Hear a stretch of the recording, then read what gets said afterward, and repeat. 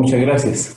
Un feliz sábado. Me alegra poder saludarles, haber concluido casi ya la semana y estar entrando en estas horas tan especial que para el pueblo adventista se convierte en un momento sumamente único en materia de adoración se refiere. Así que alabamos al Señor por ello y por permitirnos concluir esta semana con algunos sobresaltos, pero siempre disfrutando de la bendición del Señor. Nos alegra poder saludarles y les deseamos un feliz sábado, un fuerte abrazo para todos. Y como no podemos abrazarlos nosotros, abrácense ustedes solos. Ese es un buen abrazo, así como se abraza uno solo, ¿no? De esos abrazos. No abrazos románticos, sino abrazo de hermano, ¿verdad? Porque ustedes saben que el abrazo romántico, cuando la esposa a uno le soba hasta el cabello, ¿verdad? ¿No? Ese abrazo así de hermano en Cristo y de traslado ese cariño muy especial que se les tiene como iglesia también en ese sentido. Vamos a orar para entrar a la reflexión que nos corresponde para hoy. Padre, gracias por la oportunidad de poder iniciar nuevamente la reflexión de tu palabra. Esperamos que tu bendición nos acompañe en la misma y que podamos encontrar las lecciones tan importantes para nuestra vida espiritual. Gracias por escucharnos. En Cristo Jesús oramos. Amén, Señor. Amén. Realmente es una satisfacción enorme poder saludarles de nuevo, les reitero, y haber disfrutado con ustedes durante esta semana, que indudablemente ha sido de recordar principios. Yo siempre he dicho que no se enseña nada nuevo. No hay nada nuevo debajo del sol, dice Eclesiastés. Lo único que hay principios que de alguna manera a veces se nos olvidan y es necesario estarlos refrescando con mucha frecuencia. Haremos, como siempre hacemos, la recopilación de lo que hemos dicho hasta este momento. Recordarán ustedes que el domingo estuvimos hablando de la necesidad del santuario y nosotros en eso enfatizamos 5 cosas importantes. Número 1, las razones por las cuales se hicieron el santuario, que fue para adoración y para que habitara Dios en medio de su pueblo, según lo describe Éxodo 25:8. Recordamos el día lunes el primer elemento que se encontraba en el atrio, que era el altar del holocausto, y no nos cansaremos de decirle que ahí lo que había una víctima sustitutiva que le daba perdón a todo pecador que creía en la sangre o aceptaba la sangre de ese cordero, simbolizando la sangre de Cristo. Luego encontramos la fuente o lavacro, que tiene la implicación de limpieza externa, que es justamente la manifestación de la limpieza interna que hay en nosotros por la sangre de Cristo. Recordamos también la mesa de los panes de la proposición, dándole mayor énfasis a los panes que representaban al pueblo de Dios, a la iglesia en el tiempo moderno, a la cual Dios quiere tener siempre bajo su cuidado para protegerla, para orientarla y para guiarla en todo momento. Ayer hablamos acerca de el candelabro, que tiene una importancia capital también para la iglesia, porque representa esa luz maravillosa que es nuestro Señor Jesucristo y que también nos permite a nosotros reflejar esa luz a un mundo que está envuelto en total oscuridad. Hoy hablaremos acerca del altar del incienso, que quizás es uno de los elementos que también a mí me llama poderosamente la atención por el significado especial que tiene este altar. Vaya conmigo al libro de Éxodo, al capítulo 30, versículo 1, y vamos a leer el 3 también. Éxodo 30, 1 y 3. Vaya conmigo, Éxodo 31 al 3. Dice la Biblia: harás asimismo un altar para quemar el incienso. De madera de acacia lo harás. Versículo 3. Lo cubrirás de oro puro, su cubierta, sus paredes en derredor y sus cuernos, y le harás en derredor una cornisa de oro. Volvemos a insistirles en lo que les planteábamos anteayer. La Biblia enseña que los elementos que estaban en el atrio prácticamente eran de bronce, cubiertos de bronce, pero en este caso estos ya son de oro puro y esperamos en una oportunidad especial explicar o conversar un poquitito sobre el significado del oro dentro del santuario en ese sentido, específicamente dentro del lugar santísimo. Y entonces este altar tenía una función específica. El altar estaba colocado, dice la Biblia, al final, justo estaba colocado antes del velo que separaba el lugar santo del lugar santísimo. Tiene varias características particulares. Número 1, también se habla de que iba a estar hecho de madera de acacia y recubierto de oro, pero llama la atención que la Biblia dice que le iban a hacer unos cuernos a ese altar. Esos cuernos son unas pronunciaciones que tenían que estar en cada esquina del altar, y el propósito de esos cuernos era que el sacerdote, una vez que la víctima era sacrificada en el altar del holocausto, iba a tomar un poco de esa sangre y la iba a colocar, llevarla al lugar santo, iba a colocar un poquitito de esa sangre en los cuernos de ese altar y iba a asperjar también otro poco en el velo que separaba el lugar santo del lugar santísimo. Obviamente, esto tiene un significado sumamente especial y reiteramos, hablamos de transferencia. Creo que la palabra clave para el santuario es transferencia.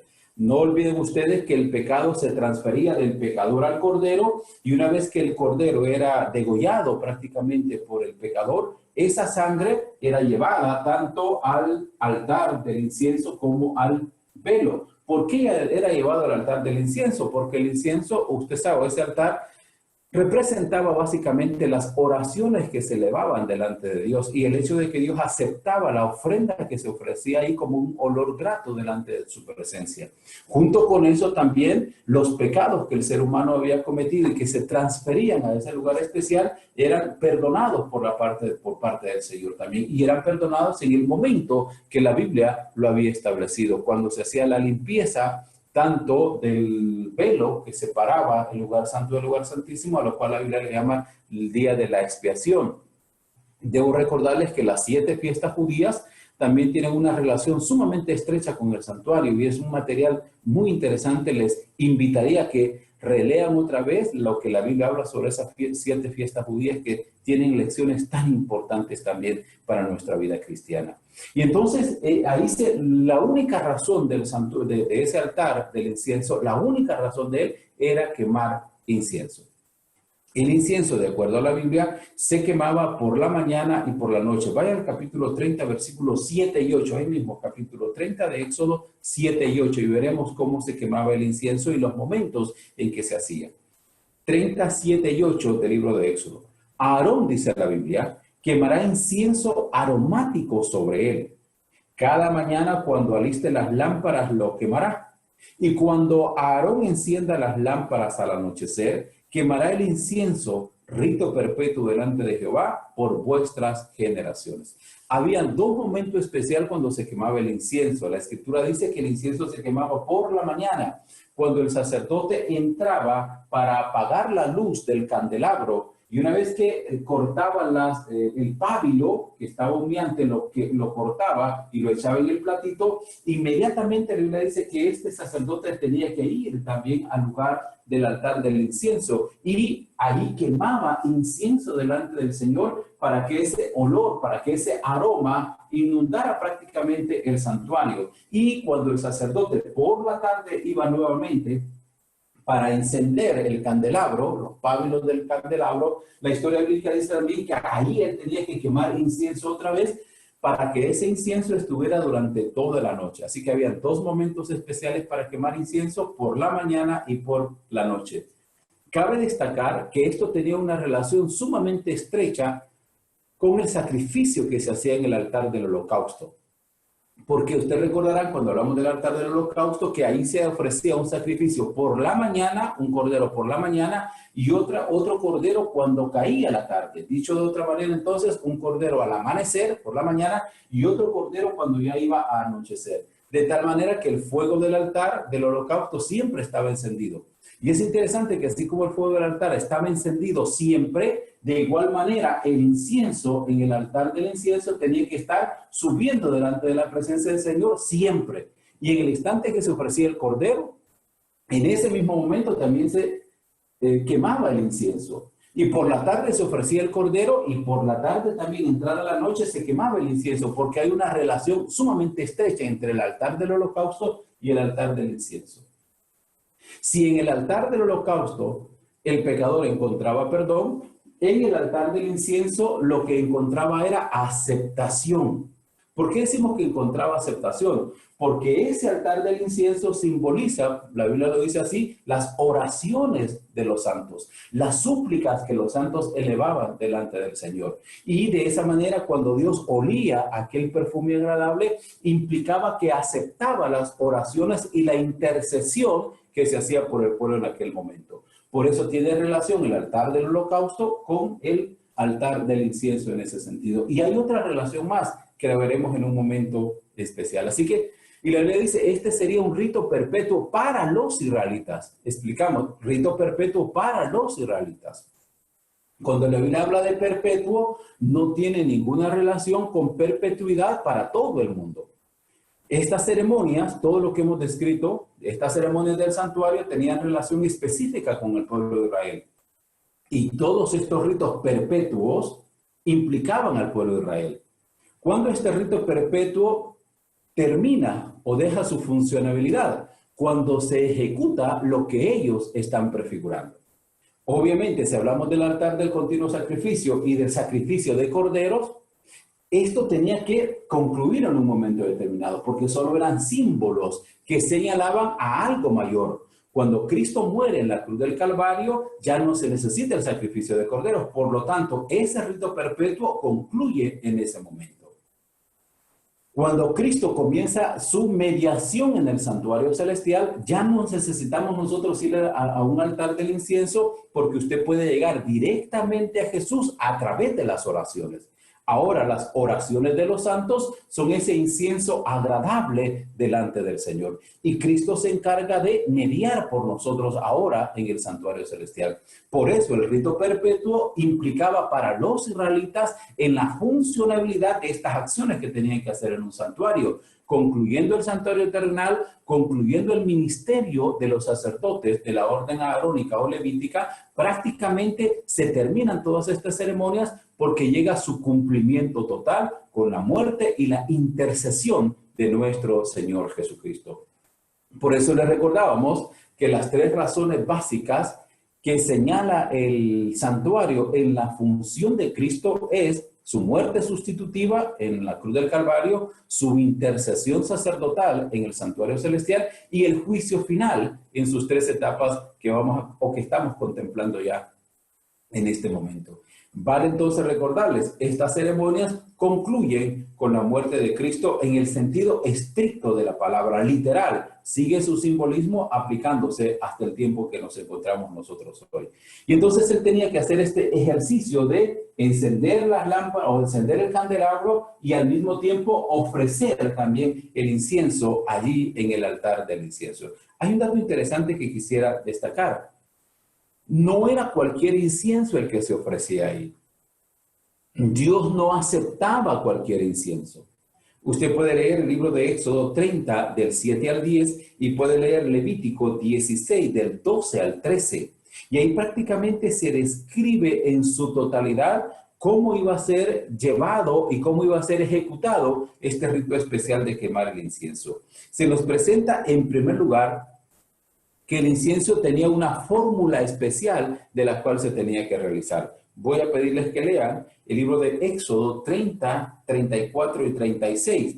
Voy a citar la nueva versión internacional.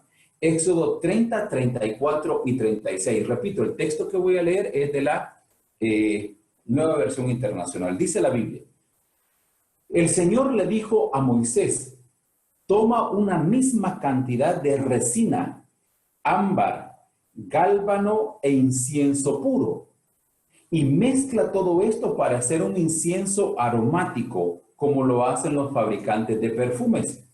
Agrega sal a la mezcla para que sea un incienso puro y sagrado. Muele parte de la mezcla hasta hacerla polvo y colócala en la tienda de reunión frente al arca del pacto, donde yo me reuniré contigo. Este incienso será para ustedes algo sagrado. Cuando usted revisa aquí, la escritura dice que no era cualquier incienso. Había otro tipo de incienso que los israelitas podían utilizar en sus casas. Había otra mezcla de perfumes aromáticos que los israelitas podían quemar sin ningún problema en sus tiendas de reunión. Pero Dios les está hablando de un incienso sagrado en este caso. Y Él les está diciendo, este incienso será exclusivo nada más para presentarlo delante del santuario. Nadie más podrá utilizar esta fórmula de incienso para su uso en casa o para aplicarlo a cualquier actividad. Esta fórmula que te estoy dando solo es para el incienso que se va a ofrecer en el altar del incienso, en el santuario.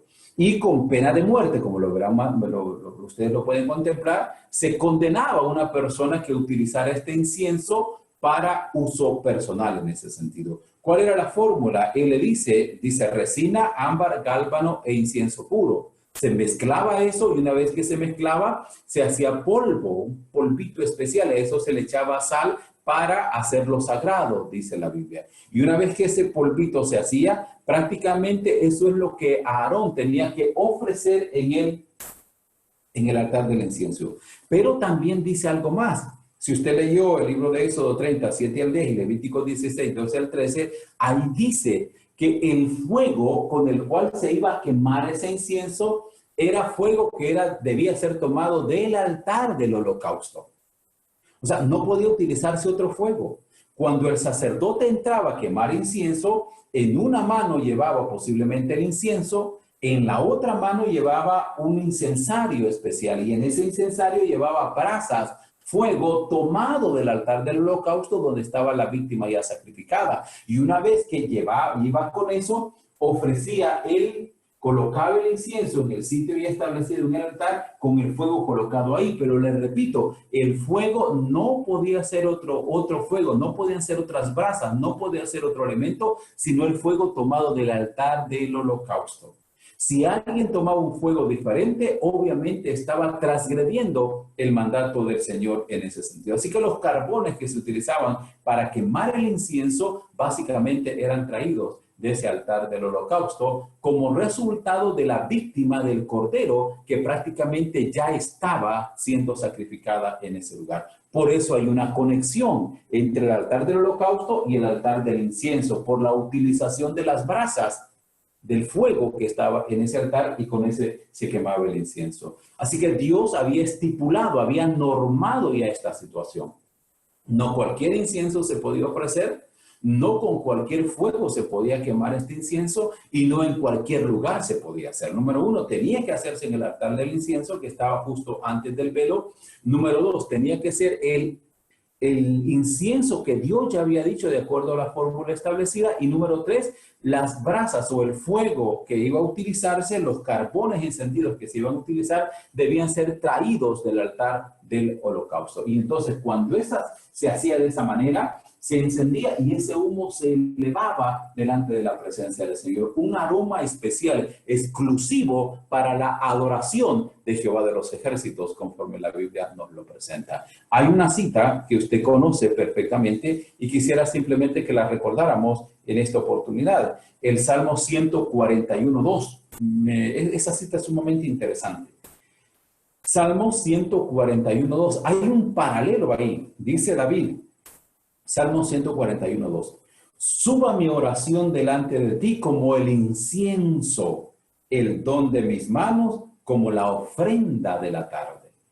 David prácticamente está comparando la oración del cristiano, la oración del Hijo de Dios con ese incienso. Y lo que David está diciendo, yo ruego que mi conversación contigo, que mi oración hacia ti sea aceptada y llegue a ti como llegaba ese humo del incienso, ese incienso especial, aromático, que sea algo agradable para ti mi oración. Y dígame usted, ¿para qué padre no es agradable una conversación con su hijo? ¿Acaso usted no se deleita hablar con sus hijos, los que lo tienen? Y los que no tienen hijos, pues se deleitan en hablar con niños. Yo no sé si usted ha hablado con niños alguna vez. Es increíble hablar con los niños. Si usted quiere honestidad, hable con un niño. Si usted quiere hipocresía, hable con un... Ya se imagina usted, ¿verdad? No iba a decir viejo tampoco. Hable con un adulto. Hable con una persona que ya fabrica las cosas. Y cuando usted habla con una persona que fabrica las cosas, ese le va a crear un ambiente que no es real. Yo les he comentado en varias oportunidades que cuando uno quiere conocer la realidad de una casa, no le pregunte al padre ni a la madre, pregúntele al niño. El niño no miente. El niño no miente. El niño cuenta todo. Pastor, hermano, y fíjense que mi mamá se peleó ayer con mi papá. Todo cuenta. Ellos sí que no andan. Y si usted le pregunta, ¿está su mamá? Sí, allá está arriba porque no quiere hablar con usted. Y le cuentan sin ningún problema. Cuando uno se esconde, ellos lo cuentan sin ningún problema. Y entonces es maravilloso hablar con un niño. Su creatividad, su ingenio, su inocencia. Y entonces David está diciendo, yo quiero que mi oración suba a ti como ese incienso, que sea agradable. Y Dios como Padre, cada vez que escucha a sus hijos hablar con Él, cada vez que sus hijos balbucean una palabra, Dios está atento para escuchar esa oración y la recibe como ese incienso agradable delante de Él. Así que este incienso indudablemente es ese símbolo maravilloso de la oración que los cristianos constantemente tenemos que ofrecer delante del Señor. ¿Cuál es lo triste de este caso?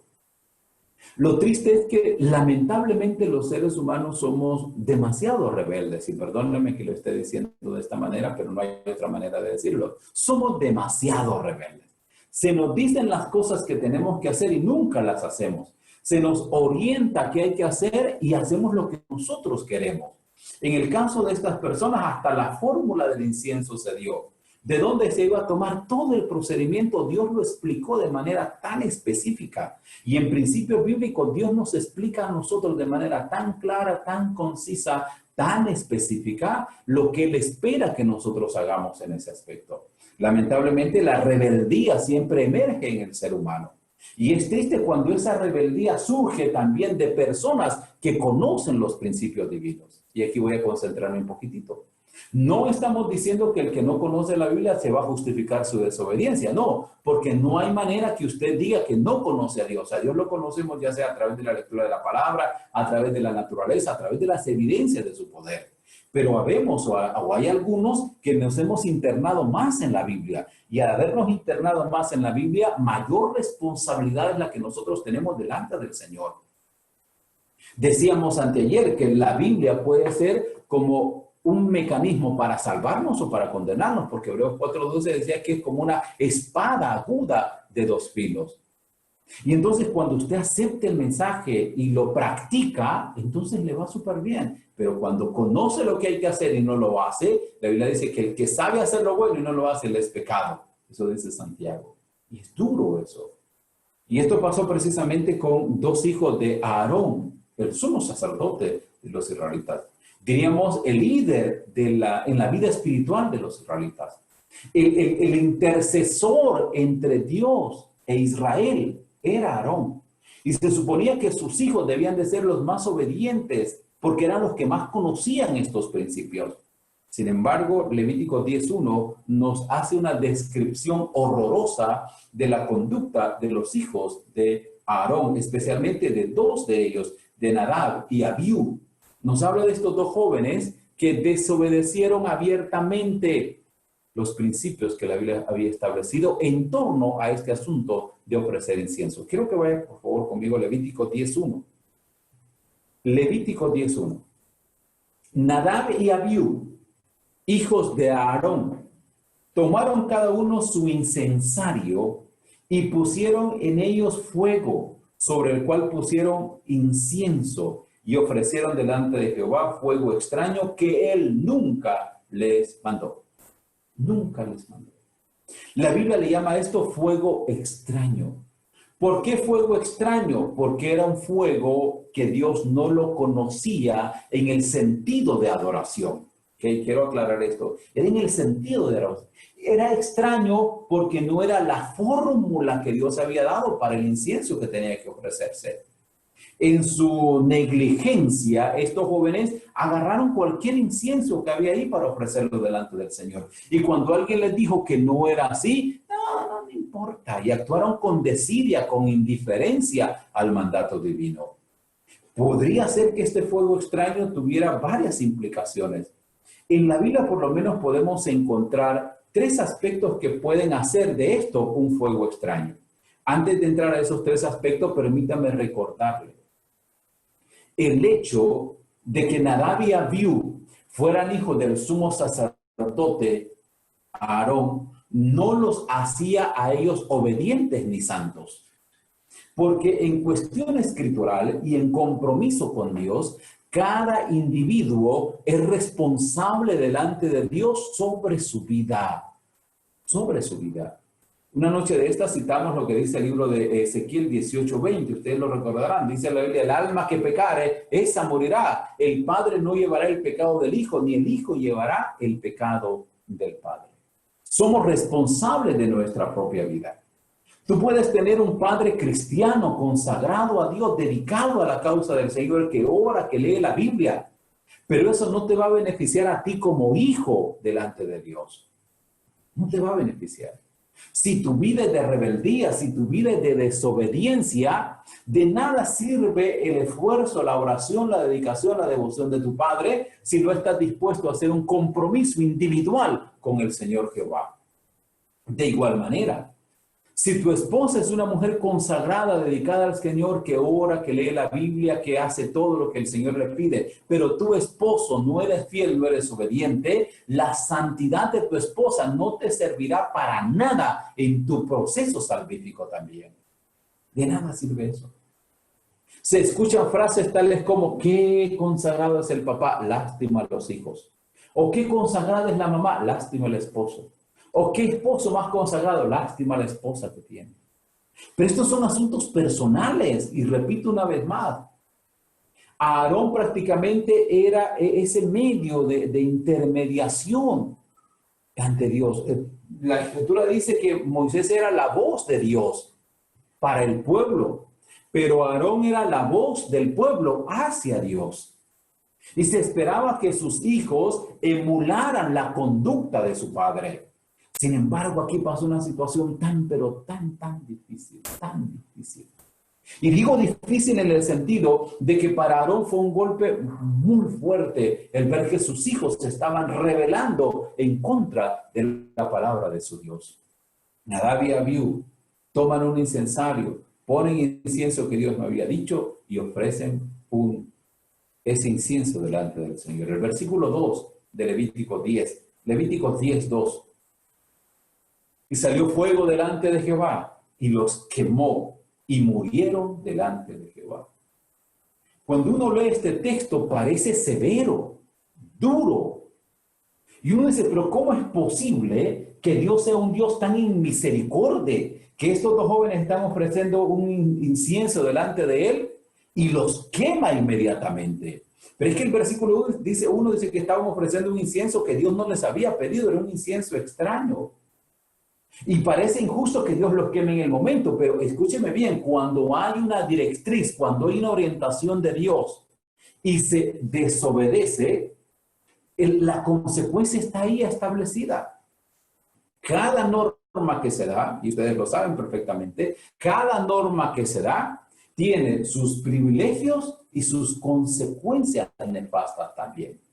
La obediencia a los principios te hace ser próspero. La desobediencia te hace cosechar las consecuencias de esa desobediencia. Y eso es así en todo el sentido de la palabra. Lo que le llaman la ley de la siembra y la cosecha. Si tú siembras buenos frutos, vas a cosechar buenos frutos. Si siembras malos frutos, no, pues vas a cosechar malos frutos. El problema es que nosotros nos asustamos con los frutos, no con la siembra. Preocúpate no por el fruto, preocúpate por la siembra, porque dependiendo de lo que estamos sembrando, así es la cosecha. Así que mira qué semillas estás sembrando para que después no te asuste la cosecha. Y ese era el problema de estos muchachos. Como dice el libro de Job, sembraron vientos y cosecharon torbellinos. Sí, por supuesto que eso va a suceder. Si sembramos desobediencia, obviamente tendremos que ser castigados, no porque Dios quiera castigarnos, sino porque nosotros nos estamos rebelando delante de Él y la consecuencia ya está establecida en la norma que se ha definido en ese sentido. Claramente la Biblia lo enseña.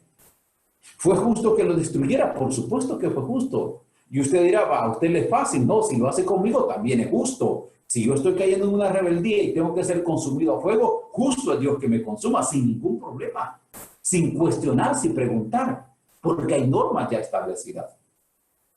Y a ellos se les había dicho con claridad lo que tenían que hacer y se rebelaron contra Dios, a pesar del conocimiento que ya tenían. Y te voy a repetir algo, el conocimiento no salva a nadie. Es la práctica de esos principios lo que te ayudan a salvarte, lo que te salva más bien. El conocimiento no. Nosotros tenemos, usted puede ser un doctor en teología y conocer principios profundos de la Biblia, interpretar esto, interpretar lo otro. Puede ser un bagaje de conocimiento usted. Usted puede ser una enciclopedia que anda caminando y cualquier cosa que le pregunten de la Biblia, usted la conoce y está perfecto. Pero si eso que usted conoce o yo conozco no lo llevo a la práctica, ese conocimiento en lugar de salvarme me va a condenar. Me va a condenar. De eso usted tenga la plena seguridad. Porque no se trata de qué conozco, se trata de qué practico.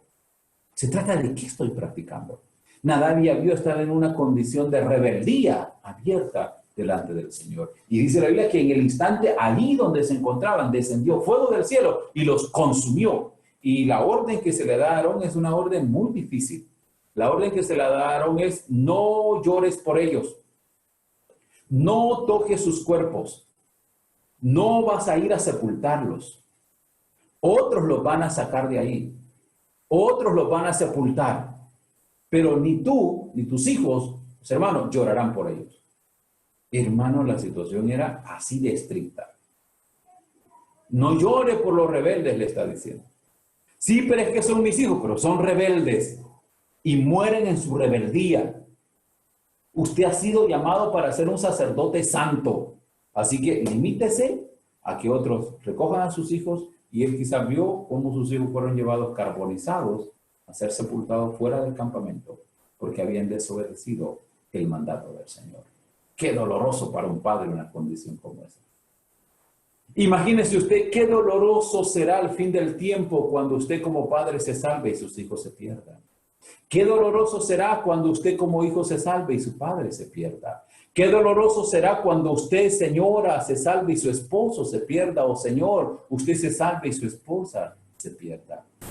Por eso es que el plan de Dios es integral, y lo que Dios busca hoy es la salvación completa de los seres humanos, de la familia de manera integral.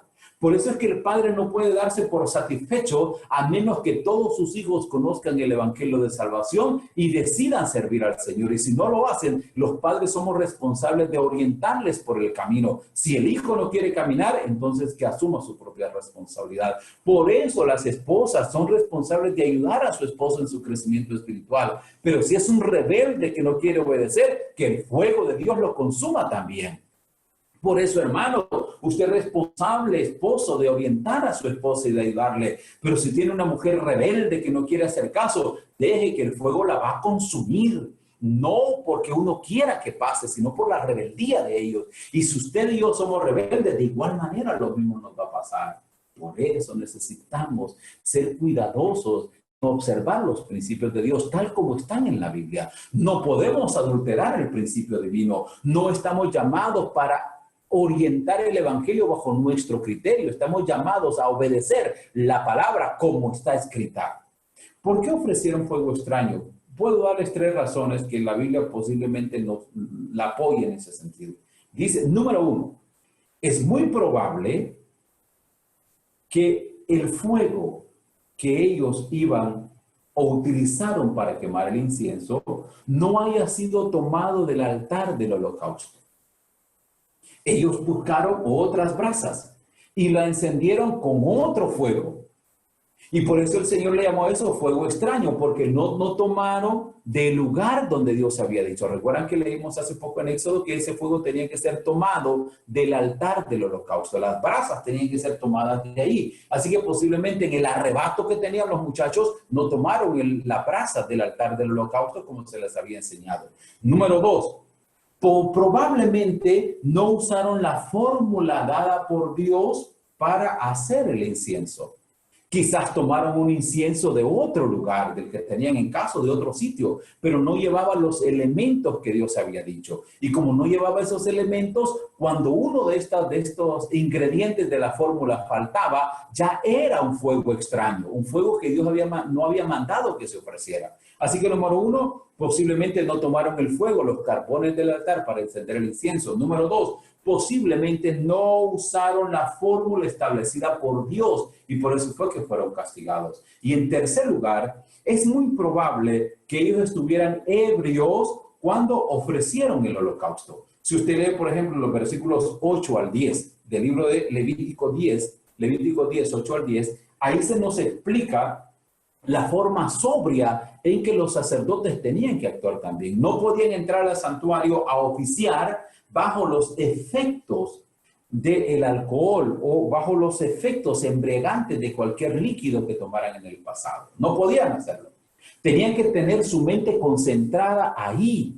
No podían embriagarse y pretender ofrecer un incienso delante del Señor. Así que pueden ser esas tres razones que convirtieron el fuego que Nadab y Abiú ofrecieron al Señor en un fuego extraño. Uno, porque no tomaron el fuego, la brasa del altar del holocausto. Dos, porque muy probablemente utilizaron un incienso que no era el que Dios había establecido con la fórmula que Él había establecido. Y número tres, porque quizás no estaban dominados por el Espíritu de Dios, sino por un espíritu que no era el apropiado. Estaban ebrios en un momento determinado y por eso ofrecieron ese fuego extraño. Por cualquiera de las razones que haya sido, o si sumaron las tres razones, eso los convierte en transgresores de un estatuto divino. Y eso hace que le ofrezcamos a Dios, insisto, fuego extraño. Cuando usted se presenta a su Dios con un dechado aparente de santidad, pero en el fondo no es así, lo que usted está ofreciendo a Dios es una adoración vana también, es una adoración externa nada más. Dios no se preocupa por la parte física suya, por la parte externa. Lo que a Dios le interesa es la parte interna de su vida. Cuando nosotros damos apariencia de piedad, pero negamos la eficacia de ella, lo que estamos ofreciendo es un cristianismo extraño delante del Señor también. Extraño totalmente. No obedeciendo los principios que la Biblia establece.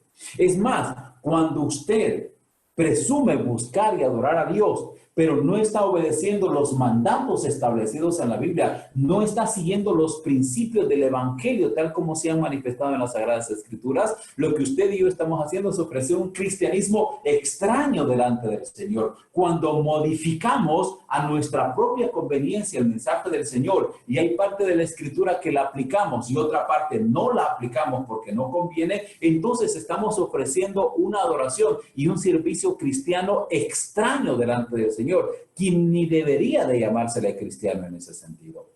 Los seres humanos estamos siendo llamados para obedecer a Dios en todo lo que implica esto. No se trata de obedecer en unas cosas y en otras cosas no. Posiblemente Nadab y Abiú eran obedientes en otros aspectos, pero en este aspecto particular desobedecieron. Y la Biblia dice que el que obedece todos los mandamientos, por ejemplo, pero ofende en uno, se hace culpable de todos los estatutos divinos. Y eso sucedió con Nadab y Abiú. Podían ser fieles en algún área, pero fallaron en esta que era de tal trascendencia que no hubo otra alternativa que ser destruido por el fuego eterno que vino de parte de Jehová. Hay una experiencia similar en la Biblia que está en el libro de Primera de Samuel, en el capítulo 15, versículos 22 y 23. Primera de Samuel, capítulo 15, 22 y 23. Esta es una experiencia que usted conoce y solo la recuerdo hoy.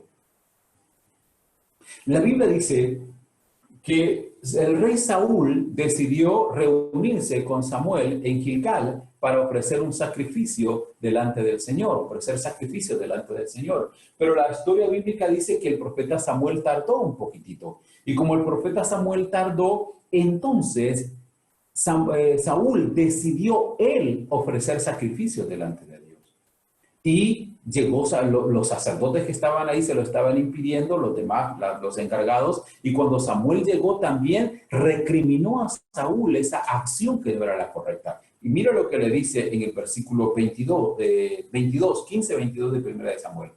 Y Samuel dijo, ¿se complace Jehová en los holocaustos y víctimas como en que se obedezca las palabras de Jehová?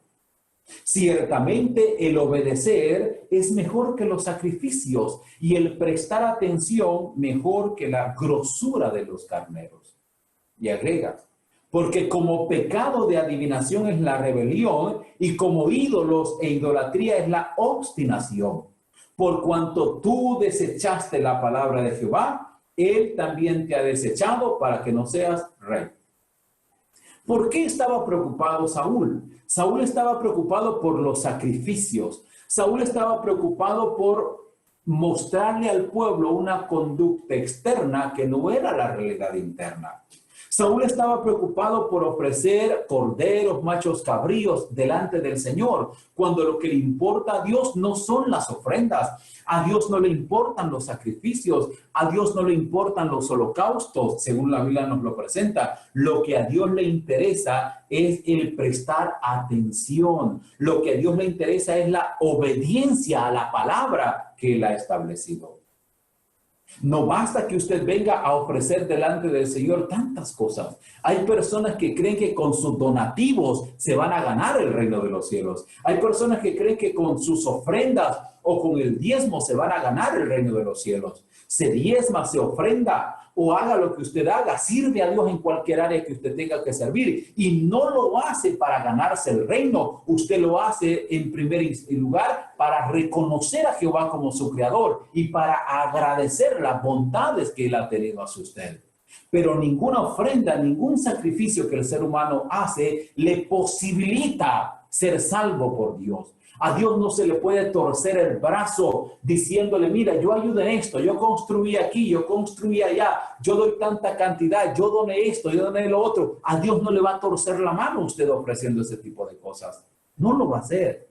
Porque a Dios no le interesa lo que usted da. Y perdón que se lo voy a decir con tanta claridad. Usted lo da no para chantajear a Dios. Si usted lo da, repito, es para reconocer que Dios es su creador y la soberanía del Señor y agradecerle por las bondades que Él ha tenido con nosotros. Pero no se trata de granjearnos el reino de los cielos por donativos que nosotros estamos haciendo. No es esa la idea. No es esa la idea. El plan de Dios es obediencia. El ofrecer sacrificios, el ofrecer el incienso, el ofrecer los holocaustos en el caso del santuario, no era más que el resultado de la obediencia que los sacerdotes y el pueblo tenía para con Dios. El rito en sí mismo no valía nada. Lo que trascendía es lo que estaba detrás de esas ceremonias, el cariño y el amor del Padre Celestial.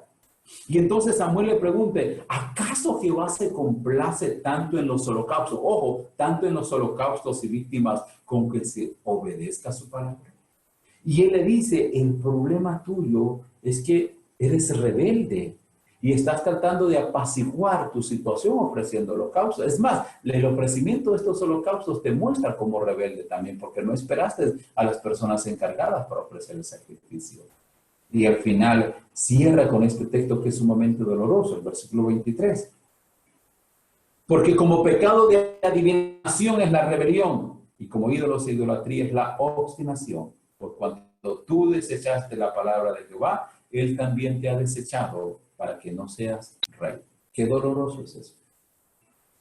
Si nos preguntamos en la actualidad, lo más seguro es que en las iglesias no tenemos adivinos. Porque si usted supiera que en una iglesia hay un adivino, le aseguro que no lo aceptamos ahí si está en su práctica de adivino, que no hay problema para aceptarlo si abandona esa práctica. Me imagino que en la iglesia no tenemos ninguna persona que practique la brujería, porque diríamos que no puede estar aquí.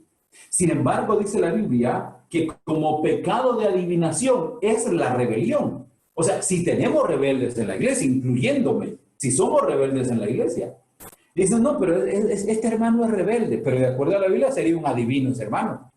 Eso es lo que dice la Biblia, es como un adivino, es como si fuera brujo, es como si estuviera haciendo cosas totalmente incorrectas. Así es la rebelión, dice Samuel. Es como el pecado de la adivinación. Y como idolatría es la obstinación, como una persona que tiene ídolos e idolatría. Así es la obstinación. Yo no sé si usted ha encontrado gente que es obstinada. Y cuando hablamos de gente obstinada, en el lenguaje nuestro debería ser que hay gente terca. Y perdóname, pero hay gente terca, necia. Y una persona en un lugar, estaba en una reunión, me dijo, pastor, se llama Franco. Le digo, más Franco no puede ser. Y dije que son tercos, que son impacientes. Me dijo, diga la otra palabra. Le digo, no voy a decir la otra palabra. Piénsela usted. No diga, no la voy a decir. Porque usted es una persona obstinada, una persona terca, una persona necia. En el idioma nuestro le llamamos. Y usted ya pensó cómo le llamamos, ¿no? Y hasta lo dijeron algunos ya dijeron, ¿no? Es que este es burro, decimos nosotros. Es burro. No se aburra, niña. Obstinado, terco, terca. Y yo les he dicho a ustedes, tengan cuidado con decirle a sus, ya se los he dicho más de alguna vez, nunca le diga burra a su hijo o a su hijo, porque ese niño tiene un padre. Esa niña tiene una madre. Y si el niño es burro, ¿quién será el padre?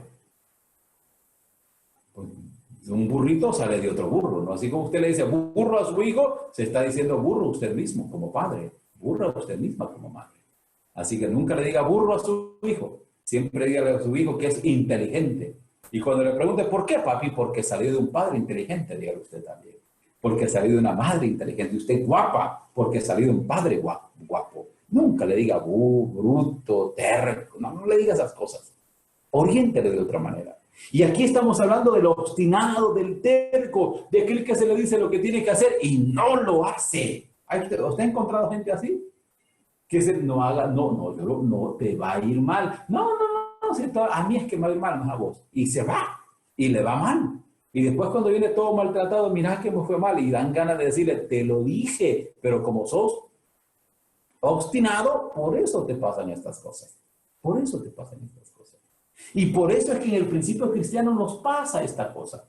Porque somos muy obstinados. Dios dice cuál es el camino que tenemos que conducirlo y nosotros inventamos otros caminos. Dios ha dejado la Biblia que nos dice qué hay que hacer y nosotros inventamos otras cosas que hay que hacer. Dios ha dicho cuál es el verdadero día de reposo y nos inventamos otro día de reposo nosotros. Es terrible lo que sucede. Dios ha dicho que vamos a ser trasladados al cielo y nos inventamos que no vamos a ir al cielo porque carne y sangre no puede heredar al reino de los cielos. Increíble. Dios ha dicho que los seres humanos van a vivir hasta que Él venga por segunda vez, los que han descansado y que estarán en sus tumbas, pero nos inventamos que nos andan asustando ahí el hermano, el pariente que se murió. Cosas que la Biblia no dice. Decimos cosas como, bueno, el hermano descansó, ya está en la presencia del Señor. No está en la presencia del Señor, está en la sepultura, esperando que Cristo venga para estar en su santa presencia. Pero imagínense usted cómo tergiversamos un par de cosas nosotros. Y nos obstinamos en esas cosas. Mi Biblia categóricamente dice que cuando nosotros desechamos la palabra de Dios y creamos nuestro propio sistema salvífico y creamos nuestros propios criterios, entonces, dice la palabra del Señor, Él nos desecha a nosotros. A Saúl lo desechó como rey porque él desechó el mandato y la palabra de Dios. Lamentablemente nosotros seremos desechados de la salvación si seguimos con nuestros propios criterios y despreciamos la palabra de Dios. Nunca olvide, la rebeldía no nos lleva a ningún sitio correcto. Sí, nos va a llevar a un sitio de dolor, de miseria, a la muerte, como a Nadab y Abiú, a pesar de tener un padre que era el sumo sacerdote de los israelitas. Tengamos cuidado de no ofrecer fuego extraño delante del Señor. Pidámosle a Dios que ejecute esa transformación en nuestra vida para que nos vuelva obedientes. Súplica, por ejemplo, que el rey David hizo en el Salmo 51, versículos 10 y 11 que usted conoce. David reconoció su pecado, David reconoció su error, David reconoció que por él mismo era rebelde y nunca obedecerá a Dios al Señor voluntariamente. Y entonces él dice, crea en mí, oh Dios, un corazón limpio y renueva un espíritu recto dentro de mí. No me eches de delante de ti y no quites de mí tu Santo Espíritu. Si usted compara la reacción de Saúl, soberbio, obstinado y terco, y compara la actitud de David, notará el cambio que hubo. David pecó, sí, pero se arrepintió tanto y dijo, he pecado, Señor, te he ofendido, limpia mi corazón. Este corazón que está sucio por la rebeldía, límpialo, renueva un espíritu correcto dentro de mí y por favor, no me eches de delante de ti, no me deseches, no quites de mí tu Santo Espíritu. Porque David sabía que lejos de la presencia de Dios, su vida era una desgracia completa. Alejado del Padre no había esperanza de nada y David lo reconoció así. Y él dice, por favor, no me eches de delante de ti y no quites de mí tu Santo Espíritu. Condúceme de manera correcta. Y esa tiene que ser la actitud nuestra hoy. Solo quiero recordarles una lección sumamente interesante que dice el libro de Proverbios 28:9. Proverbios 28:9 dice, el que aparta su oído para no oír la ley, su oración también es abominable. Nunca olvides. El que aparta su oído para no oír la ley, su oración es abominable. Y es interesante esto. Cuando nosotros apartamos nuestro oído para no obedecer la palabra de Dios, porque recordarán ustedes que cuando aquí la Biblia habla de ley en los Salmos, no está hablando solo de los 10 mandamientos, está hablando del Pentateuco completo, porque para estos escritores los primeros 5 libros de la Biblia eran la ley y el resto de los libros eran los profetas. Por eso Jesús dice la ley y los profetas. Y Salomón está diciendo, aquel que aparta su oído para no escuchar la palabra de Dios, aquel que aparta su oído para no obedecer los mandatos de Dios, aquel que aparta su oído para no seguir los principios que Dios ha establecido, entonces dice él, la oración que él ofrece será abominable. En otras palabras, el incienso que él está ofreciendo no es un incienso que Dios ha autorizado, sino es un incienso que él mismo se ha inventado, ya sea porque lo ha fabricado él mismo, ya sea porque no está siguiendo los principios que la Biblia presenta, o ya sea porque está en un estado de ebriedad intelectual, ebriedad espiritual, que se considera mejor que otros, inclusive que el mismo Dios, y no quiere obedecer los mandatos de Dios, sino que está haciendo su propio estilo de vida alejado del Señor. No permitamos que eso suceda. La Biblia nos llama constantemente a ser obedientes, a seguir los principios divinos como se han establecido en la palabra del Señor. No se trata, y voy a reiterar y voy a ser pero tan quizás repetitivo en esto, no se trata de que usted cree su propio sistema de salvación. No se trata de que usted cree su mecanismo para llegar al cielo. Simplemente se trata de que obedezcamos y nos sujetemos a la voluntad de nuestro Padre Celestial. Cuando eso suceda, sus oraciones como incienso llegarán ante la presencia majestuosa de Jehová de los ejércitos. Que Dios nos ayude a ser obedientes. Que Dios nos ayude a ofrecer un incienso agradable delante del Señor. Que Dios nos ayude a que nuestras oraciones no tengan estorbo para llegar al trono de la gracia, donde Cristo intercede por cada uno de nosotros. Escuchemos este canto que nos recordará justamente estos principios.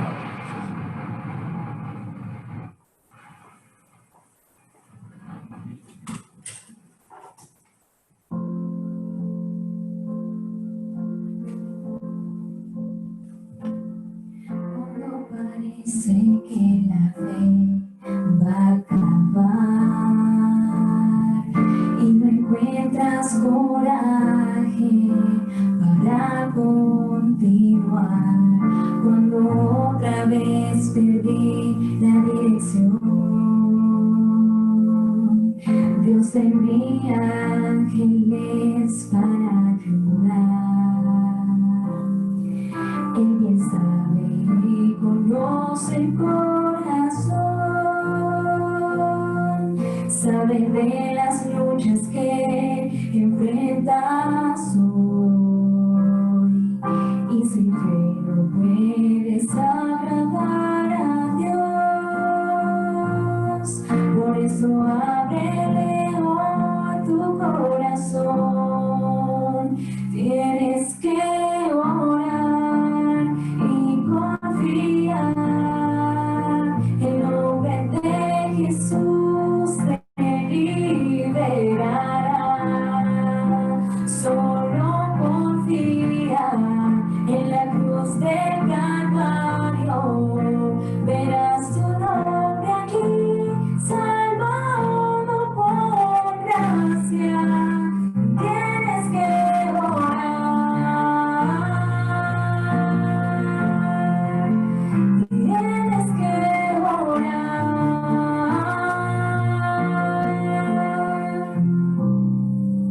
Cuando parece que la fe va a acabar y no encuentras coraje para continuar, cuando otra vez perdí la dirección, Dios envía ángeles para ayudar. Él bien sabe y conoce el corazón, sabe de las luchas que enfrentas hoy, y sin fe no puedes agradar a Dios. Por eso abre hoy tu corazón, tienes que orar y confiar. El nombre de Jesús te liberará. Solo confía en la cruz del Calvario, verás tu nombre allí, salvado por gracia. Tienes que orar.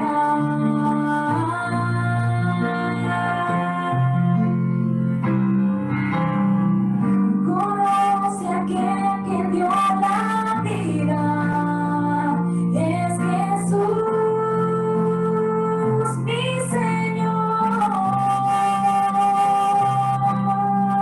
Él te sostiene con su mano poderosa, por amor te salvó.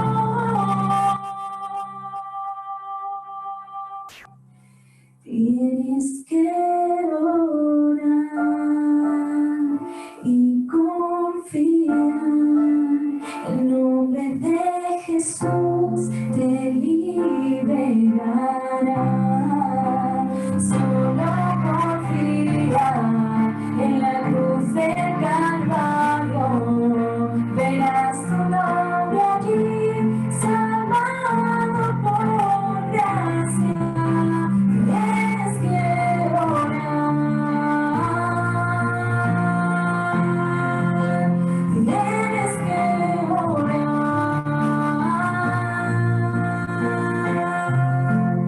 Tienes que orar.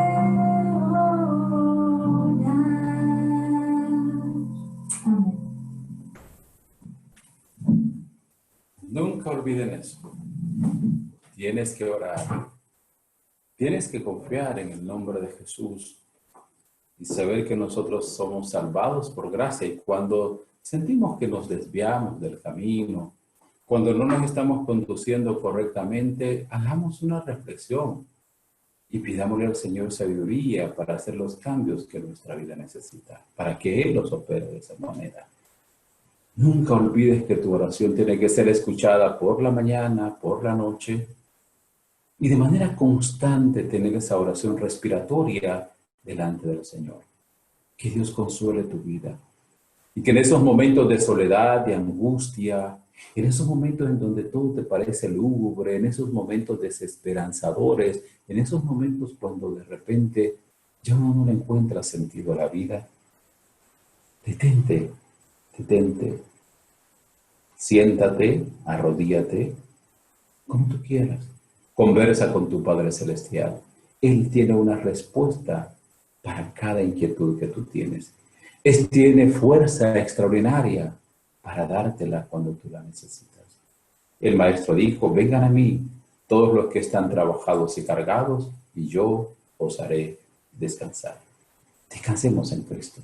Vayamos al Maestro con toda nuestra angustia y temor, coloquémosle en las manos del Señor y le aseguro que su vida cambiará radicalmente. Vamos a orar para que este incienso que son nuestras oraciones suban hasta el trono de la gracia del Señor. Nuestro Dios y nuestro Padre, una vez más te agradecemos porque a través de tu palabra encontramos las orientaciones correctas sobre cómo tenemos que conducirnos. Gracias porque has dejado este medio tan maravilloso de la oración para poder tener una conversación genuina con nuestro Padre Celestial.